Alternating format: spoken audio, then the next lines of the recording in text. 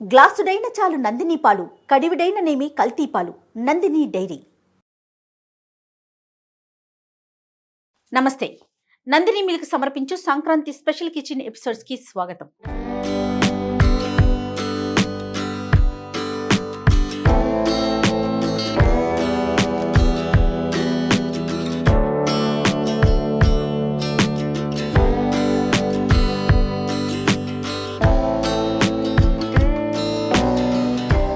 నమస్తే రమగారు.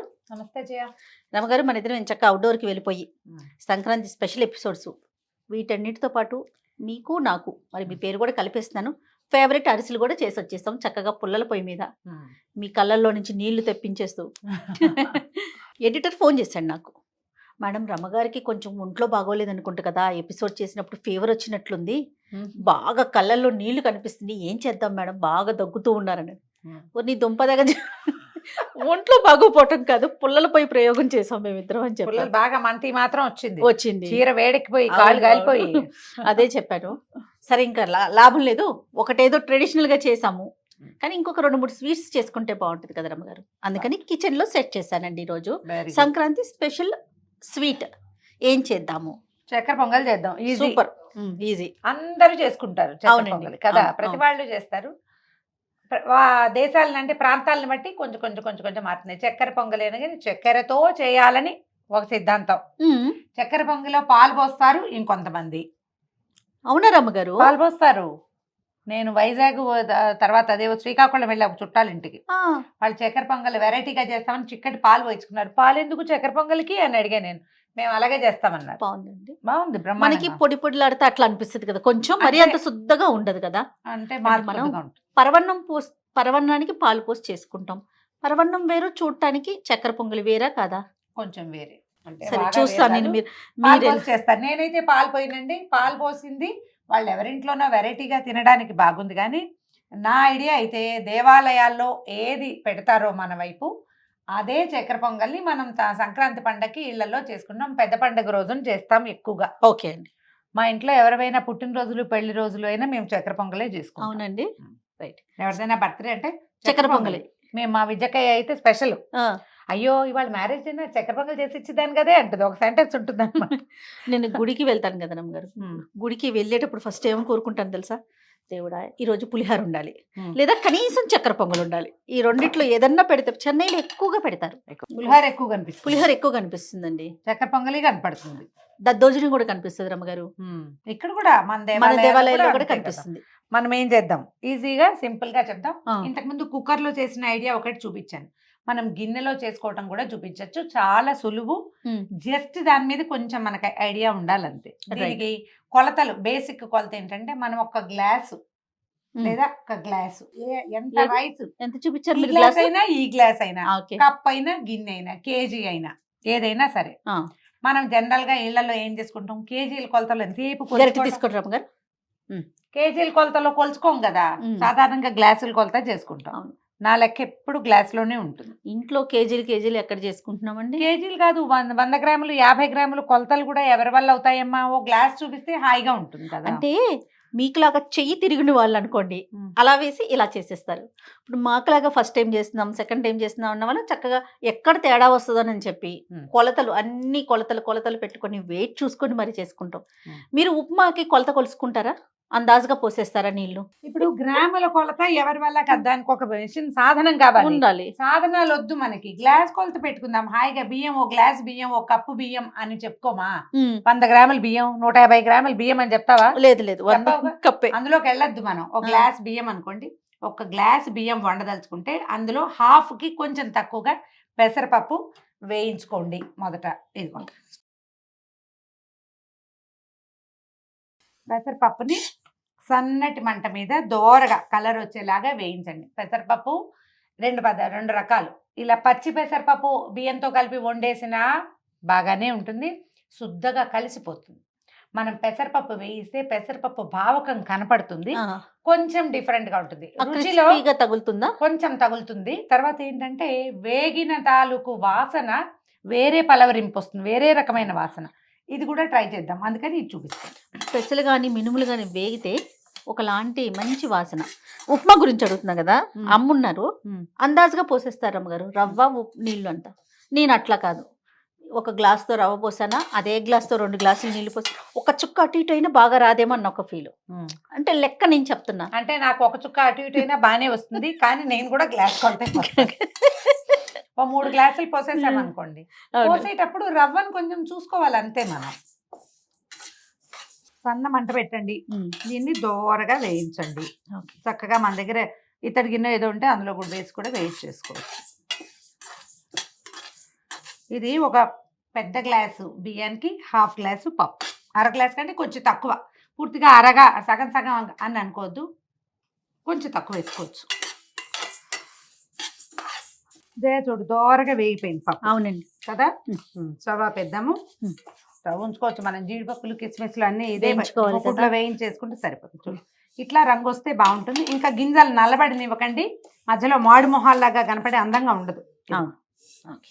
ఓకే. మంచి వాసన కూడా వస్తుంది. వాసన వస్తుంది. ఇప్పుడు ఏం చేద్దాం, ఇప్పుడు ఒక గ్లాసు మన కొలత, కప్పు కొలత, హాఫ్ సగం పప్పుని మనం వేయించాం కదా, దీనిలోనే మనం జీడిపప్పు వేయించేసుకుంటే అయిపోతుంది కదా. వేయించుకుందాం. ముందు ఇందులో బియ్యం పోసేసి కడిగేద్దు, కానీ అవును. బియ్యం పెసరపప్పు 2 కడిగేసి ఏం పర్వాలేదు, వేడి దాంట్లో పోస్తున్నాను, నేను భయపడక్కర్లేదు. భయపడండి అమ్మగారు. శుభ్రంగా కడిగేసి ఓకే.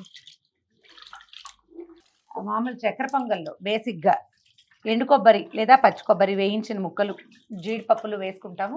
అవి 2 కూడా వేయించి పక్కన పెడితే ఇక మళ్ళీ ఈ మూకుడు పెట్టాల్సిన పని లేదు. అవును. ఆ చేత్తో ఆ పని చేయండి, ఎందుకంటే ఆల్రెడీ వేడికిపోయింది కదా, వేస్ట్ కాకుండా ఉంటుంది. కొబ్బరి ముక్కలు, మ్మ్. జీడిపప్పులు వేయించేసుకుందాం. వేయించుకోవడానికి ఈ మూకుడు పక్కన పెడదాం. వేయించుకోవడానికి నెయ్యి కావాలి కదా. మ్మ్. మీకు ఇష్టమైన మీ ఫేవరెట్ పదార్థం నెయ్యి. ఆ నెయ్యి నందిని మిల్క్ నుంచి వచ్చిన స్వచ్ఛమైన ఆవు నెయ్యి రమ్మగారు. ఆవు నెయ్యి. ఆవు నెయ్యి అండి. ఎందుకంటే మనకి దేవాలయాల్లో కానీ ఎక్కడైనా పాయసం కానీ, పరవన్నం కానీ, పులిహోర కానీ ఎంత స్వచ్ఛంగా ఉంటుంది. ఆవు నెయ్యిని, ఆవుతో చేసిన పదార్థాలని వాడటం వల్ల, ఆవు నుంచి వచ్చిన పదార్థాలని వాడటం వల్ల అంతే స్వచ్ఛమైన ఆవు నెయ్యిని, నందిని మిల్క్ వారి స్వచ్ఛమైన ఆవు నెయ్యి వాడి మనం ఈరోజు చక్కెర పొంగల్ చేస్తున్నాం. ఓకే. ఆవు అనగానే ప్యూరిటీ కదా జయ. అవును రమ్మగారు. మనకి తల్లిపాల తర్వాత అంత స్వచ్ఛమైనవి అంటే అంత మంచిది. వెయ్యి కొద్దిగా ఆవు నెయ్యి అంటారు, ఒకవేళ తల్లికి పాలు లేవనుకో చాలు. కొబ్బరి ముక్కలు వేస్తున్నాను. పచ్చి కొబ్బరి వేసుకోవచ్చు, ఎండు కొబ్బరి కూడా వేసుకోవచ్చు, మీ ఇష్టం. పొడి బట్టతో మంచిగా శుభ్రంగా తుడిచేసుకొని చేసుకొని ఆ ముక్కలు కట్ చేసి పెట్టుకోండి. వీటిని వేయించేసుకుంటే సరిపోతుంది. ఇవి వేగాక కొబ్బరి ముక్కలు వేగిన తర్వాత జీడిపప్పులు వేసి వేయించేసుకోండి. మీకు ఒకవేళ కిస్మిస్లు మీ చాయిస్గా ఉంటే కిస్మిస్ కూడా వేసుకోవచ్చు. ముక్కలు వేగిపోయినాయి. ఫస్ట్ టైం ప్యాకెట్తో వేయటం వల్ల మనకి ఎక్కువ పడింది, అంతేగాని అంటే అట్లా కూడా కాదు, నాకు అనిపించింది. కానీ మీ ఫేవరెట్ కదా, అందుకని మనకి చక్కెర పొంగల్లోకి మరి కాస్త నెయ్యి ఎక్కువ అవుతుంది. అవును, నెయ్యి పడుతుంది. జీడిపప్పులు వేగాక తీసేసేయండి. మీరు కిస్మిస్ వేస్తారా? కొంచెం తక్కువ, ఇందులో పెద్ద నచ్చదు, ఎప్పుడైనా వేస్తూ ఉంటాను కానీ. ఓకే. ఇప్పుడు మనం ఇతర గిన్నె సంగతి చూద్దాం. ఇతర గిన్నె పెట్టుకోండి. చక్కగా ఏదైనా మందపాటి స్టీల్ గిన్నె అయినా పెట్టుకోవచ్చు, అంత ఇబ్బంది ఏం లేదు. దీనికి ఏంటంటే 1కి 2 నీళ్ళు పోసి స్టవ్ మీద పెట్టేద్దాం. అన్నం హై మంటలో కాకుండా కొంచెం మీడియం మంటలో ఉడికిస్తే సరిపోతుంది. అదే నీళ్ళు సాధారణంగా మనము దేవుడికి పెట్టుకునే నైవేద్యాలకు ఒక సపరేట్ గిన్నె పెట్టుకుంటాం కదా గారు. పోసే స్పీడ్గా 1కి 2 నీళ్ళు పోస్తే సరిపోతుంది. ఓకే. దీన్ని ఏంటంటే హై మంట మీద పెట్టామంటే నీళ్ళు ముందు ఎగిరిపోతాయి. అంత కాకుండా మీడియంలో కనుక పెడితే, మీరు వేలి కొలత చూసుకునే అలవాటు ఉన్న వాళ్ళైతే ఇలా చూస్తే ఇక్కడ దాకా చూడండి, నా వేలు ఎక్కడ దాకా తడిసినాయి. అవునండి. ఇక్కడికి ఇది 1కి 2 పోస్తే ఇలా వస్తుంది. ఓకే. నీళ్ళు పోసి పెట్టేయండి. దీన్ని స్టవ్ వెలిగించడం, అన్నం ఉడకనివ్వాలి. ఈ లోపల మనం ఇంకొక పని చేద్దాం. ఇది వరకు మొదటి రోజుల్లో అమ్మ వాళ్ళు ఎట్లా చేసేవాళ్ళు అంటే, అన్నం ఉడికిన తర్వాత బెల్లం సన్నగా తరిగి కొంత పంచదార కొంత బెల్లము కలిపి పోసేసేవాళ్ళు అన్నంలోనే. ఇందులోనే అన్నంతో పాటు నిదానంగా ఉడికేది. అసలు ఈ మెథడ్ మానేసాం, ఎందుకంటే మన బెల్లం ఎప్పుడు ఏదో చెదారం ఉంటుంది. అవునవును. అందుకని బెల్లము కొంచెం కరగబెట్టుకుంటే బాగుంటుంది. ఓకే. చక్కెర పొంగల్కి పూర్తి స్థాయి బెల్లం వేస్తే ఏమవుతుందంటే టంగుగా అవుతుంది. చల్లారిన కొందికి అది ఇట్లా ముక్కల్లాగా విడుతుంది తప్పిస్తే మృదువుగా ఉండదు. అవును. అందుకని మనకి పాకం అంత బాగా అంత గట్టిగా అయిపోకుండా ఉండడానికి కొంచెం పంచదార వేసుకుందాము. దీనికి ఏంటంటే డబల్ వేయాలి. మనం 1 కప్పు బియ్యము, అరకప్పు పెసరపప్పు వేసాం కదా. ఇప్పుడు ఎన్నైనాయి? కప్పున్నర. కప్పున్నర అయినాయి కదా. 2 పెద్ద కప్పుల తీపి కావాలి మనకి. అందుకని 1 కప్పు బెల్లం వేసుకుందాము, 2 కప్పుది పంచదార వేసుకుందాం. పాకం పెడతామా? పాకం పెట్టుకుంటే ఒక గిన్నెలో, చిన్న స్టీల్ గిన్నెలో వేసుకోవడం. దీన్ని అది కూడా మళ్ళీ 2 మెథడ్స్. పాకం పట్టుకుని ఇందులో పోసుకోవడం, లేదా పెద్ద గిన్నెలో పాకం పట్టి ఇదే ఎత్తి దాంట్లో వేయటం. మీకు ఏ పాత్రలు వీలుగా ఉంటే ఆ పాత్ర పెట్టుకోండి. ఒక పెద్ద కప్పు బెల్లము, 2 కప్పు తోటి పంచదార. మీ బెల్లం ఎక్కువ కావాలి అని అనుకుంటే కనుక బెల్లం ఎక్కువ వేసుకొని పంచదార కొంచెం తగ్గించుకోండి. కొలత దీనికి మనం 1కి 2 వేస్తాం. ఇప్పుడు బియ్యం కొలత ఉంది కదా, దానికి డబల్ వేసుకోవాలి తీపి. ముందు వెనక అది ఇది ఏది తక్కువ ఎక్కువ కావాలంటే దాని ప్రకారం మన రుచిని ప్రకారం చేసుకోవచ్చు. మీరు ట్రూలీ నన్నే ఫాలో అవుతామంటే ఇది మెథడ్. కొద్దిగా నీళ్ళు పోయి దీన్ని పలచగానే చేసుకోవాలి మనం. చూడండి అమ్మగారు, పోయి 1 కప్పు నీళ్ళు పోసేసామనుకోండి, దాన్ని కొంచెం కరగనివ్వండి. అన్నం ముప్పాతికి ఉడికాక మనం అది వెలిగించుకుంటే సరిపోతుంది. ఇదేం పాకం రావక్కర్లేదు, బెల్లం కరిగిపోవాలి అంతే. ఊరికి ఇలా కూడా అక్కర్లా, ఏమి 1 తీగ రావాలి 2 తీగ రావాలి, చాలా బాగా కరిగి కొంచెం కాస్త నీటిదనం తగ్గితే చాలు అన్నమాట. ఓకే అండి. ఓకే, దాన్నేమో కరగనిద్దాం, దీన్నేమో ఉడకనిద్దాం. రమ్మగారు అన్నం మాక్సిమం 75% ఉడికిపోయిందా? అన్నం అయిపోయింది రమ్మగారు? ఇంచుమించుగా అయిపోయింది. ఇదిగో పంచదార కూడా, అదే బెల్లం కూడా కరిగిపోతుంది కదా, జస్ట్ కరిగింది. ఇంకొంచెం ఉంది, బెల్లం ముక్కలు ఉన్నాయి కొద్దిగా. ఓకే, కరిగించాక దీన్ని కొంచెం పెద్ద గిన్నెలో వడపోసేసుకొని పొయ్యి మీద పెట్టుకుంటే సరే. ఒక పని చేద్దాం, ఆ గిన్నెలోనే అన్నం వేసేసుకుందామా? అలా చేయొచ్చు. ఈ గిన్నె పెద్దదనుకో పాకం ఎత్తి ఇందులో పోయచ్చు. ఒకవేళ ఈ గిన్నె సరిపడా ఉంది కదా, అందుకని పెద్ద గిన్నెలో పాకం పెట్టుకుని ఈ అన్నాన్ని అందులో వేసుకుంటాం అన్నమాట. ఇంకా కొంచెం కరగాలి చూడు. అవునవును, కొంచెం ముక్కలు ఉన్నాయి. రేపు ఈ బెల్లాన్ని అసలు నమ్మలేకుండా ఉన్నామమ్మా. అవునండి. దీన్ని సిమ్ లో పెట్టండి. అన్నం ఉడికిపోయిందేమో చూద్దాం మనం. ఇది ఎట్లా అంటే మనకి కనిపిస్తుంది, ఒక చిన్న టిప్. అన్నం ఉడికిందో లేదో చూడాలంటే గరిటె పెట్టి కాలేసి ఏం చేయక్కర్లా, జస్ట్ దీని దగ్గర చెవి పెట్టి వినండి. ఇందులో చిన్న ఉడుకుతున్న శబ్దం, కొత్త శబ్దం ఆగిపోయిందంటే అన్నం అయిపోయినట్టే, ఇతడికి ఆపేసేయచ్చు. అంటే మనం సరిపడా నీళ్లు పోసినప్పుడే ఈ పద్ధతి మనం వేరు కొలత పెట్టుకుంటాము. ఇప్పుడు ఇంకా కొంచెం తడి ఉంటే కనుక ఈ ఇత్తడి గిన్నె వల్ల అది నిదానంగా సెటిల్ అయిపోతుంది, చాలు. ఈ లోపల ఇది కొంచెం చూద్దాం దాని సంగతి. మనము ఇది బోల్డ్ అంత అవుతుంది. చిన్న గ్లాస్ కూడా చేసుకోవచ్చు, అది కూడా అంత అవుతుంది. ఒక 4-5కి చక్కగా సరిపోతుంది. ఇది మామూలు కాఫీ గ్లాస్ ఉంటుంది చూడు, కాఫీ గ్లాస్ కొలతతో చేసినా కూడా పప్పు కూడా ఉంటుంది కదా, సరిపోతుంది. మనకేంటంటే మనం పెట్టిన పాకాన్ని ఈ అన్నం పీల్చుకోవాలి, మన ప్రాబ్లం అది. ఇందులోనే బెల్లం వేసి కూడా వండుకోవచ్చు. ఇది ఈజీ మెథడ్ చెప్తున్నాను. అవునులేండి. జిగురుగా వస్తుంది ఇప్పుడే, పాకం రావటల్లా, జస్ట్ జిగురు అవుతుంది, చాలు. ఇప్పుడు ఆపద్దు, దీంట్లో వేసేస్తారా? వండుకోవటమే మన సంగతి. అత్తం ఇవ్వు, ఈ అన్నాన్ని వెత్తి పాకంలో వేసేద్దాం.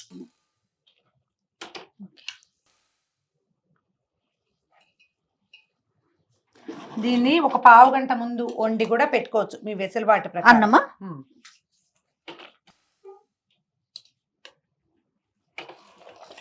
మెల్లిగా కుతుకుతలాడుతుంది. ఈ పాకాన్ని అంతటిని ఈ అన్నం పీల్చుకుని ఇది శుద్ధగా అయ్యే వరకు దీన్ని స్టవ్ మీదే ఉంచాలి. దీనికి ఏం చేస్తామంటే మనం కొంచెం నెయ్యి వడ్డించి ఆ నెయ్యి మొత్తం వాసన పట్టేలాగా చేయాలి.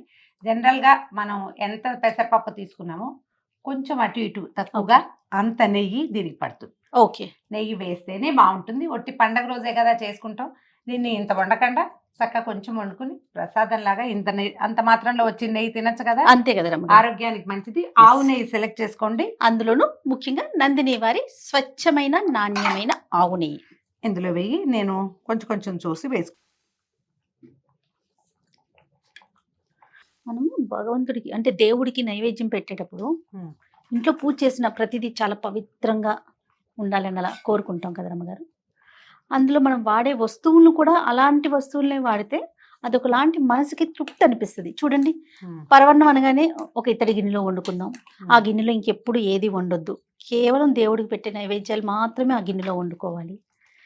దేవుడికి ఈ పూలే పెట్టాలి, ఆ పువ్వుని చాలా జాగ్రత్తగా చూసుకోవాలి, ఇలా ఆలోచిస్తాం. అవును, శుభ్రంగా ఆయన పాత్రలోకి కోసుకోవాలి, మనం చేతులు శుభ్రంగా ఉండాలి, అవన్నీ ఆలోచిస్తాం కదా. మనం చక్కగా స్నానం చేసే మొదలు పెట్టాలి, శుచి శుభ్రత కదా. అట్లానే అంతే స్వచ్ఛంగా తయారు చేస్తున్నారండి నందిని వాళ్ళ నెయ్యిని. హసన్ వెళ్ళావు, నేను వెళ్ళి చూసి వచ్చాను కాబట్టి నా కళ్ళతో చూశాను కదా, అందుకే ఇంత క్లియర్గా చెప్పగలుగుతున్నాను. ఎంత చక్కగా ఆవు దగ్గర నుంచి తీసుకునేటప్పటి నుంచి ప్యాకేజ్ మన ఇంటికి వచ్చే వరకు చెయ్యి పెట్టట్లేదు రమ్మగారు. ఎక్కడ మనిషి చెయ్యి కూడా తగలట్ల. అంత మెషినరీస్తో, అంత ప్యూరిటీతో ప్రాసెస్ ఒక దాని తర్వాత ఒకటి, ఏది ఎప్పుడు ఎట్లా ఎంతవరకు చేయాలో అంత ప్రాసెస్ టన్నుల కొద్దీ తయారు చేస్తున్నారండి. పాలు కానీ, నెయ్యి కానీ, స్వీట్స్ కానీ, అన్ని రకాల ఐటమ్స్. చాలా బాగుంది రమ్మగారు. వాసన బ్రహ్మాండంగా ఉంది. దీన్ని కొంచెం అడుగు పట్టేందుకు ఒక్క రవ్వ అవకాశం ఉంది, ఎక్కువ కాదు, కొద్దిగా ఉంటుంది, పెసరపప్పు ఉంది కాబట్టి. అవును రమ్మగారు. మనం పక్కన పెట్టింది నెయ్యి అంతా పీల్ చేసింది అయిపోయింది. మనం ఇందులో ఉన్న పాకం కూడా చూడండి, ఇందాకటికి ఇప్పటికి ఎంత మారిపోయిందో. జస్ట్ గరిట ఉంచండి ఇందులో, కొద్దిగా అలా అనకపోతే ఏమవుతుంది, ఒక్కొక్కసారి అడుగంటే ప్రమాదం ఉంది. చూడు మొత్తం దగ్గరకు వచ్చేసింది. ఇది కొంచెం దీంట్లో సౌండ్ నుంచి కూడా అది నెయ్యి. మీరు గమనించండి, మామూలుగా నీరు సౌండ్ పోవాలంటే కొత్త కొత్త పోవాలి. మనం ఇట్లా చూస్తే నీకు చూడు నెయ్యి వస్తుంది, నీరు కాదు. ఆ నెయ్యి వదిలే టైంకి దీన్ని స్టవ్ ఆపేసుకోవటమే.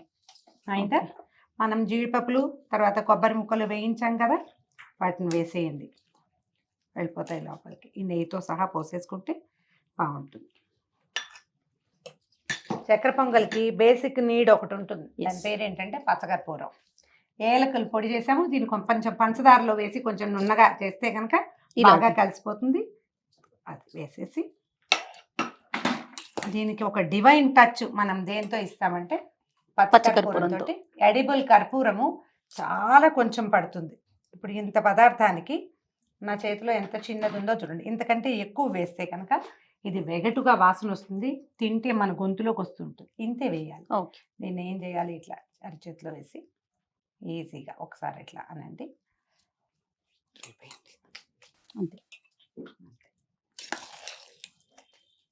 మీకు ఇమీడియట్గా ఇప్పటికిప్పుడు రంగనాథ స్వామి దేవస్థానంలో నుంచున్న ఫీలింగ్ ఇది తెప్పించేస్తుంది. అవునండి, కర్పూరం పడితే చాలు వచ్చేస్తుంది. అయిపోయింది.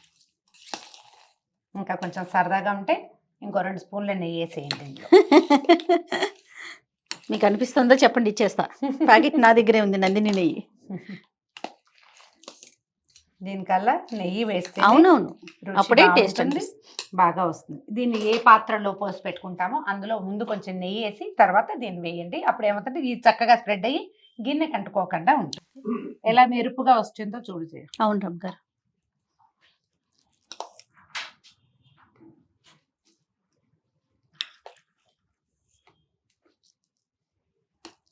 పైన కొద్దిగా జీడిపప్పులు కొబ్బరి ముక్కలతోటి మీకు కావాల్సినట్టుగా అలంకారం చేసుకోండి. దేవుడికి పెట్టేటప్పుడు అలంకరించకూడదు. ఇప్పుడు మనం ఈ బౌల్లో వేసి మనం దేవుడికి నివేదన పెడతాం అనుకోండి, అవును, పైన ఒక్క చుక్క నెయ్యి వేసి నివేదన చేస్తే సరిపోతుంది. మనం కింద వేసిన నెయ్యి అంచుల్లోకి పైకి వచ్చింది. పూర్తిగా బెల్లమే వేస్తే ఇంకా బాగా బ్రైట్ ఎల్లో కలర్ అనిపిస్తుంది. మనం కొంచెం పంచదార వేసాం కదా, అవునండి, అందుకని కాస్త లైట్ కలర్ లో వచ్చింది. గుమగుమలాడే సంక్రాంతి స్పెషల్ ఏం చెప్పాలి, చక్కెర పొంగలి నెయ్యితో. అది కూడా నందిని వారి నెయ్యితో, ఆవు నెయ్యితో చేసిన చక్కెర పొంగలి. సో సుమన్ టీవీ ప్రేక్షకులందరికీ ఇంకొకసారి సంక్రాంతి శుభాకాంక్షలు.